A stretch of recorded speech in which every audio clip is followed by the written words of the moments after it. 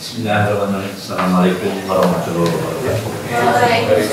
Selamat pagi saudara kita semua. Mohon maaf, ini update karena saya ini tadi saya sudah masukin. Saya baru lihat tadi subuh setelah saya nulis. Bicara kewirausahaan sesuatu menarik sebenarnya bagi kita semua, apalagi saya yang pernah mengalami suatu perjalanan panjang, pernah jadi eksekutif dari nol sampai puncaknya jadi direktur, dan kemudian memulai usaha sampai membantu istri. Saya kebetulan dapat istri yang sudah wirausaha dari zaman kuliah, jadi hemat. Waktu nikah itu dia sudah punya mobil gitu. Jadi lumayan lah bisa kebantu gitu. Jadi saya masuk kuliah dulu Pak, itu sudah di mobilnya itu karena orang Tasik, jadi di mobil itu sudah siap di belakang itu ada mukena, ada kebaya, ada pokoknya karena usahanya di Portugal.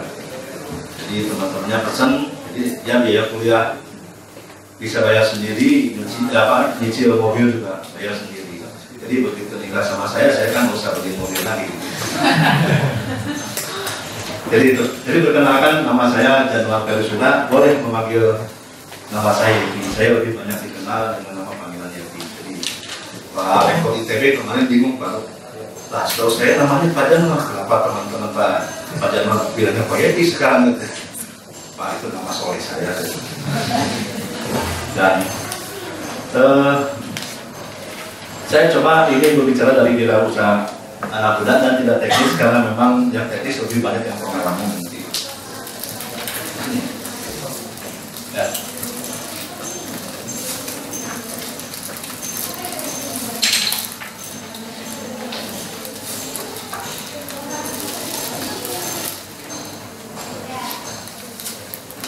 Nah, kenapa sih mesti berwirausaha? Jadi pengalaman saya mungkin sama pengalaman yang saya alami pada saat saya jadi mahasiswa. Cita-citanya lulus, kerja di perusahaan besar, penghasilannya besar juga. Banyak perusahaan-perusahaan yang menawarkan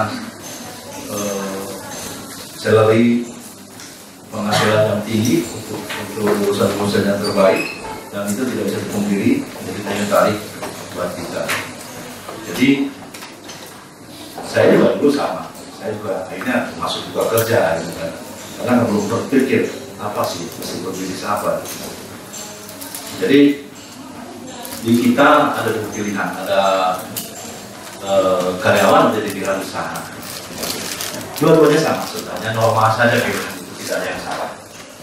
Tetapi kalau sekarang karena saya dari sisi pengusaha, tentunya menjadi wirausaha itu lebih ideal. Nanti ceritanya ke depan lebih ideal. Nah, kalau dari sisi materi bukan saya istilahnya tidak suka nilai uang materialistis ya. Jika menjadi wirausaha itu seseorang sangat mungkin untuk hidup sejahtera, bahkan bisa jadi kaya. Kalau jadi pegawai kan, kecuali kalau pegawainya langsung besar, tapi kan sekarang paling tinggi di Bandung, reskill itu paling tinggi 5 juta. Kalau di perusahaan PR saya bekerja itu paling tinggi 9 juta. Tapi kalau jadi wirausaha mungkin di bawah itu, tapi dalam waktu cepat dia akan besar penghasilannya. Jadi yang dipikirkan adalah bisa hidup kaya dengan nyaman, dengan bisa diatur sendiri. Nanti saya cerita pengalamannya.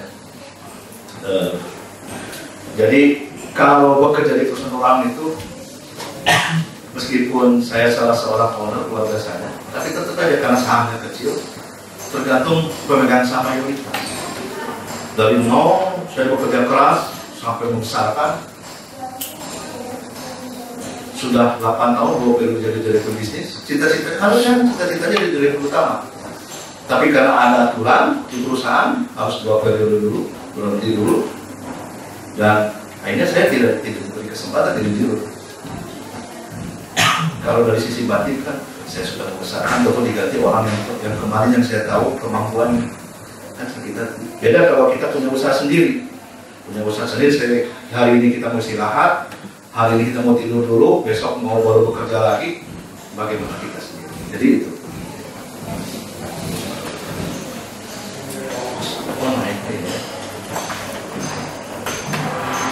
Nah, ini bukan saya sok agama. Jadi Allah SWT menciptakan manusia itu dengan sifat tidak sulit dan tidak mudah. Jadi artinya kalau kita berwirausaha itu sudah jelas itu. Bisa tidak sulit, bisa tidak mudah, bisa kita melakukan sesuatu itu. Beda kalau kita menjadi karyawan ya tergantung atasan, kemudian kita ikutin aja kemauan atasan sudah jalan. Tapi kalau jadi wirausaha, kita sudah tidak sulit melakukannya, tapi juga bisa tidak mudah. Itu kalau jadi wirausaha.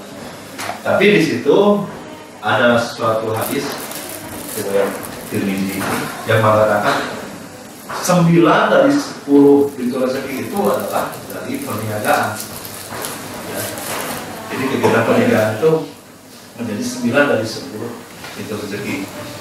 Jangan kata lain, 90% pintu rezeki itu adalah didapat dari pedagang. Kalau dulu kan pedagang ya, zaman Nabi itu sebenarnya perniagaan. Jadi kalau kita sekarang tidak usaha. Nah kan Rasulullah menggelari bahwa perilaku yang digelari mabrur itu hanya 2, haji mabrur dan pengusaha mabrur. Jadi itu. Jadi ini yang membuat sebenarnya wirausaha itu sudah ada dari zaman Nabi.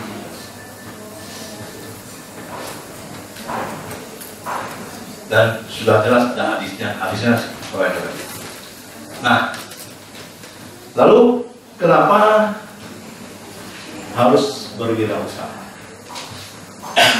Jadi sebuah negara baru dikatakan pada kaumnya normal, maju, bahkan disebut negara maju kalau wirausahanya sudah di atas 4% dari jumlah penduduknya.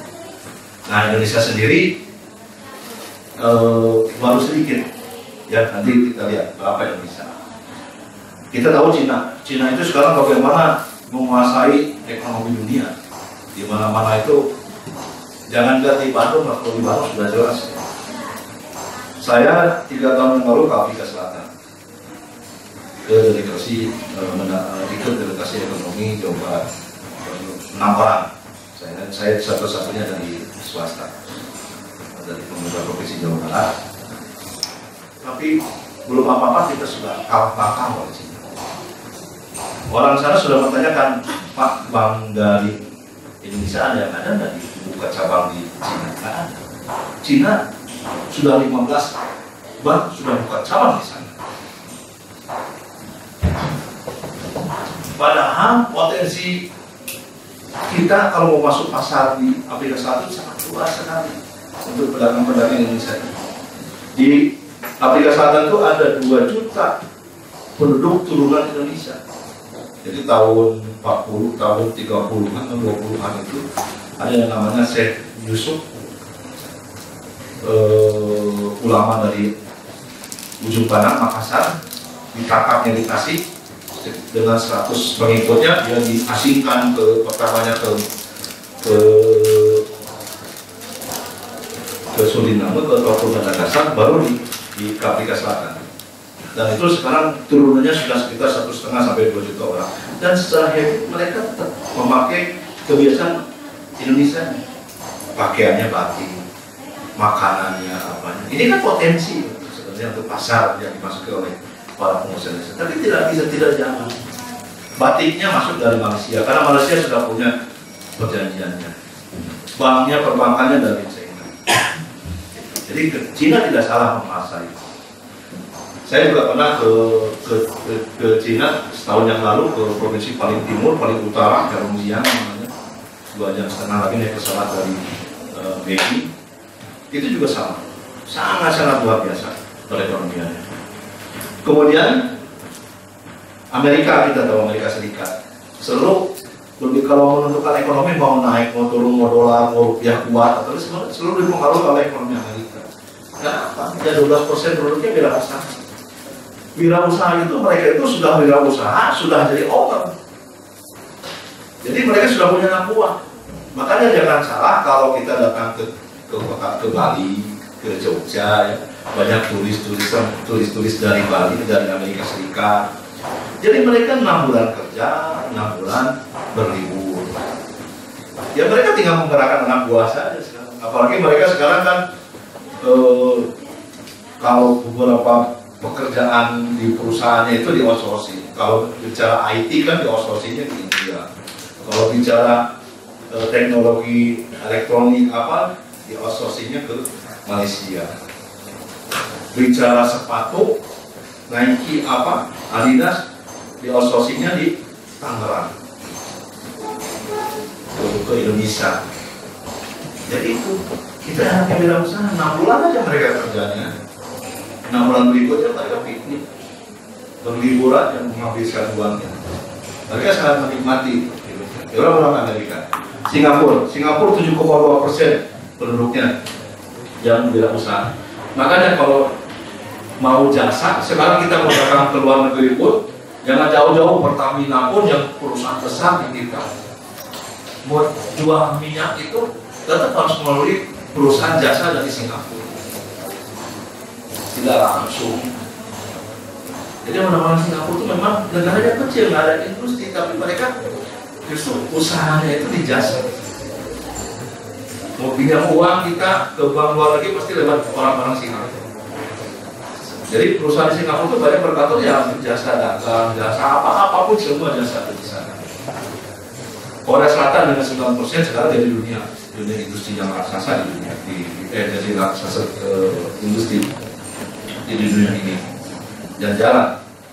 Kemudian Jepang juga dengan 10%, tahu sendiri otomotif dunia itu dikuasai oleh Jepang. Jadi jelas kan, sudah mereka rata-rata sudah di atas 4%. Indonesia di mana? Nanti saya cerita Indonesia. Indonesia itu masih di bawah Malaysia, masih di bawah Thailand. Ini jadi kenapa sih dari wirausaha? Karena memang sebuah negara bisa dikatakan maju kalau memang sudah di atas 4% dari jumlah penduduknya. Nah, sekarang kira-kira wirausaha apa yang oleh adik-adik saya tanya? Kalau yang alumni, belum alumni berapa orang? Ada berapa? Ada alumni. Nah,